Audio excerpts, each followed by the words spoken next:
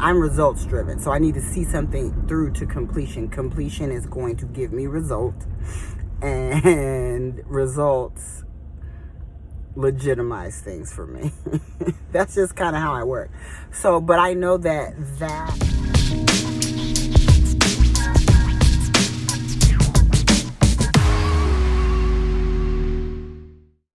hey, what's up, you guys? I just wanted to share a couple of things with you. I wanted to talk about making changes. So don't be afraid to, well, let me just start off saying this. So we have made I can't even tell you how many complete 180s we have made since we started doing the business. We would start on something, and we would be down the road, and we'd just be like, and not even necessarily that we don't plan on doing it. We just start on something else or change our mind and just really make definitive decisions on doing something entirely different at that time until further notice. I'm results driven. So once I start something, it's like this internal agony happening inside of me because I have not seen that. I'm results driven, so I need to see something through to completion. Completion is going to give me result, and results legitimize things for me. That's just kind of how I work.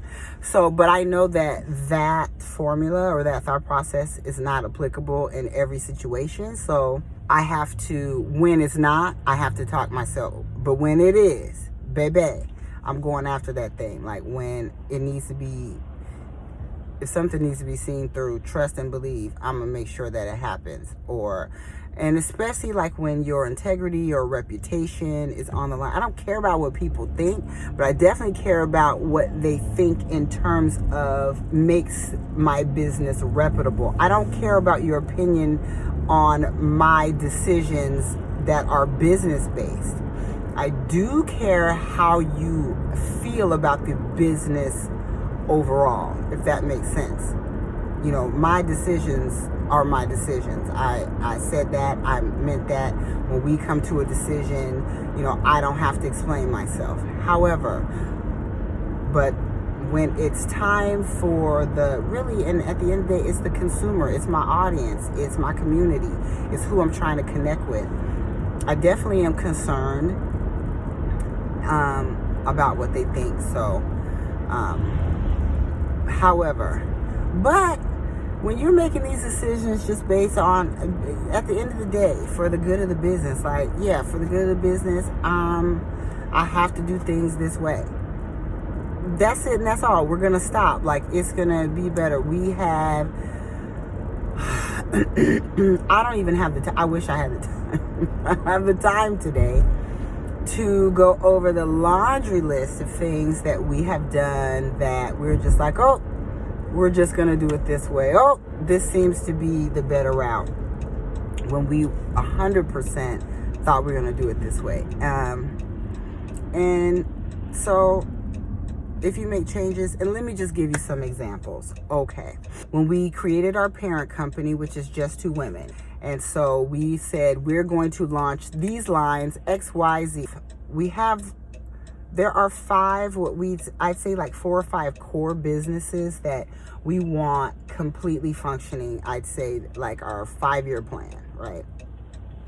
And so we had, it was an apparel, lifestyle brand, a CBD products for women.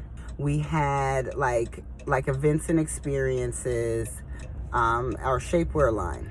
Yeah, so that's 4, right? So these 4 the core 4 businesses.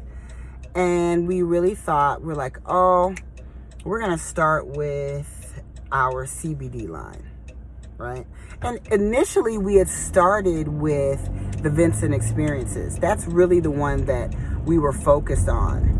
That's the one that I really wanted to do. It's so funny because I hadn't my mindset. Like I was meeting with, because we were going to do some high-end like paint and sip experiences, which we're still going to do, and they're going to be super dope. And what we ended up doing is figuring out which business would be financially easier to start and would help us finance than the other ventures that we wanted to do. And so we had to take a turn and really start focusing on one thing, and that ended up being our apparel line, right? And so then that just like took off, and I was like, man, so even our marketing company, I think we had come to them with an idea on what we were doing and kind of where we were, and so they were working on helping us to build our brand based on some ideas that we had kind of put on the back burner. So when we came back and it was time to launch, and I think that part of it, kind of looking back, part of it was that we really didn't keep them in the loop of the changes. And I feel like, why? Because I think that sometimes I think it's like this weird, I don't know, shame or guilt that if you are communicating too much during your process and how you're sort of processing, that you may come off as flaky or whatever the case. And so when it was actually time to launch our website, we realized, I think we were just like, because the more that we kind of worked things out and worked the kinks out, the more that we knew who we wanted to be, but the more we really discovered who we were as a brand, who we were as a company, what we were trying to accomplish. I remember when someone would ask, what is it that you do? And in the very beginning, or what does it mean? I could not explain.